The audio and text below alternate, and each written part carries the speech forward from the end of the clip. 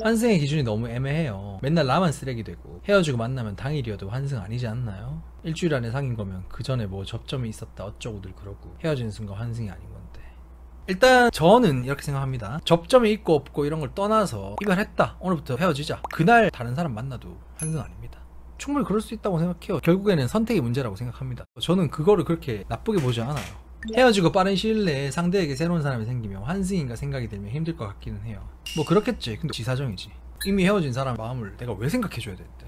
사랑을 하는 이유가 행복하려고 그런 거 아니에요? 이 사람이랑 헤어지고 이 이별의 아픔을 극복할 수 있게 더 큰 행복을 줄 수 있는 사람을 타이밍상 빨리 만났는데 굳이 이미 지나간 사람에 대한 예의를 위해서 내가 이 행복을 놓쳐야 된다고? 네가 책임져 줄 거야? 아니잖아요.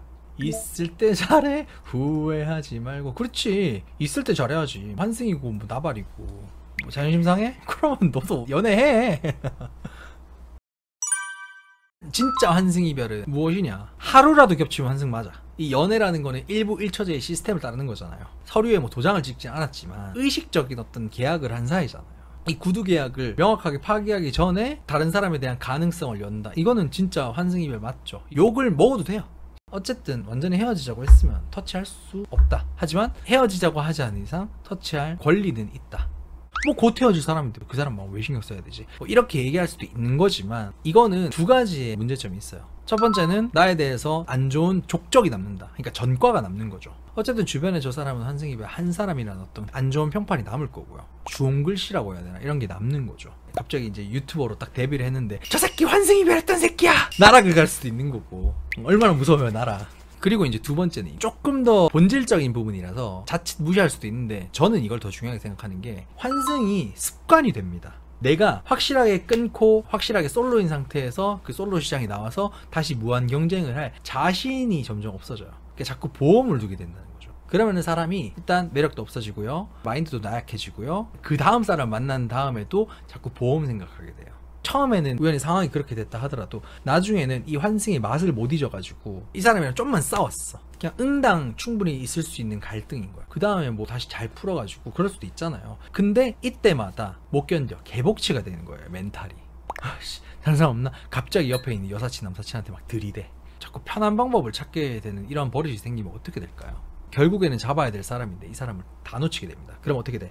나중에 또 똑같은 환승 이별 했다가 결국에는 뒤돌아보고 아차 후회하게 되는 거예요. 내가 왜 놓쳤을까? 근데 이미 환승 이별 해버렸어. 이미 이 사람은 나를 쓰레기로 보고 있어. 나한테 이미 실망했고 충분히 상처받았어. 받아주겠습니까? 결국에는 거기에 대해서 대가를 치를 날이 온다는 거예요.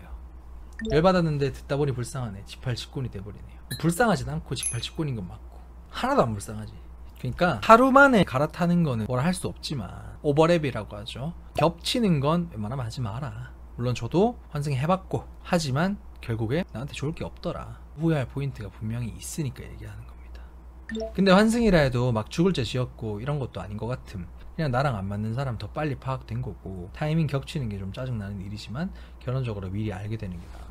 이거는 제가 또 좋은 얘기인지 안 좋은 얘기인지 모르겠는데 저희 아버지 이제 케이스가 하나 있는데 어머니가 이제 얘기를 해주시기를 사귀자는 얘기가 나올 때 아버지가 어머니한테 얘기했대요. 솔직하게 사실은 나 지금 만난 사람이 있는데 정리하고 올게라고 하고 가서 진짜 정리하고 왔대요. 그리고 이제 4년 사귀고 결혼하신 거예요. 근데 이거는 우리 어머니랑 좀 잘 될 각이 보이고 어느 정도 확신이 있으니까 이제 뒤늦게 가서 그런 걸로 봤을 때 환승 이별이라고 볼 수도 있지 않을까 싶긴 한데 어쨌든 결론적으로 잘 됐으니까 저희 엄마 아빠 지금 잘 살고 있고 저희 아버지 뭐 바람핀 적 한 번도 없으니까 노선을 확실하는 사람은 이렇게 잘 풀릴 가능성도 있다. 상황은 조금 살짝 꼬여 있더라도. 좀 웃긴 얘기긴 한데 저희 와이프가 얘기를 하더라고요. 사람 마음이라는 게 어떻게 될지도 모르는 거잖아. 만약에 오빠가 다른 여자 만나고 싶고 하면은 그냥 솔직하게 얘기해달래요. 뭐 그러면 헤어질 수 있는 거지. 이렇게 얘기를 이제 웃으면서 서로 좋을 때 얘기를 합니다. 안 좋을 때 막 그런 의심이 있을 때 뭐 그런 얘기를 하는 게 아니라 저희는 이제 약간 숨 쉬듯이 뭐 이런 얘기를 하기 때문에 가다가 갑자기 오빠 죽으면 재혼할 거야. 재혼은 모르겠고 여자친구는 무조건 만들어야지. 넌 재혼해. 응 알겠어. 난 돈 많은 남자랑 재혼할게. 그래. 살 사람은 살아야지. 행복을 찾아가라고. 뭐 이런 얘기도 하는 그런 분위기입니다. 그 말 나도 해봤는데 좋은 여자 있으면 말하라고 보내준다고. 괜히 비겁하게 환승하지 말고 당당하게 얘기하고 확실하게 노선 정해서 가시라. 저도 그럴 거라서 갑자기 긴장이 막 살 빨리 빼야 될 것 같아요. 네. 마음이 변하면 네, 환승하지 않고 당당하게 나 딴 남자 만나고 싶어 하고 이제 헤어지시겠답니다. 네, 알겠습니다. 네, 당연히 사람 마음이 그럴 수 있죠. 그러니까 더 잘하는 거지. 그래서 와이프가 얘기를 하더라고요. 와이프가 캐나다 사람이니까 한국은 한번 살기 시작했으니까 끝까지 사는 게 있는데 영미권 이쪽에는 이런 식으로 이혼하는 경우도 많아서 그런지 나이가 들어서도 되게 로맨틱하게 서로 하는 경우가 많다. 결혼을 한 지 오래됐는데도 서로 살짝 긴장을 하면서 있으면 설렘도 더 크지 않을까. 이런 순작용도 있을 수 있다 라고 아름답게 포장하고 끝내도록 하겠습니다. 다이어트 해야 되겠다. 설렘이 없어지기 전에.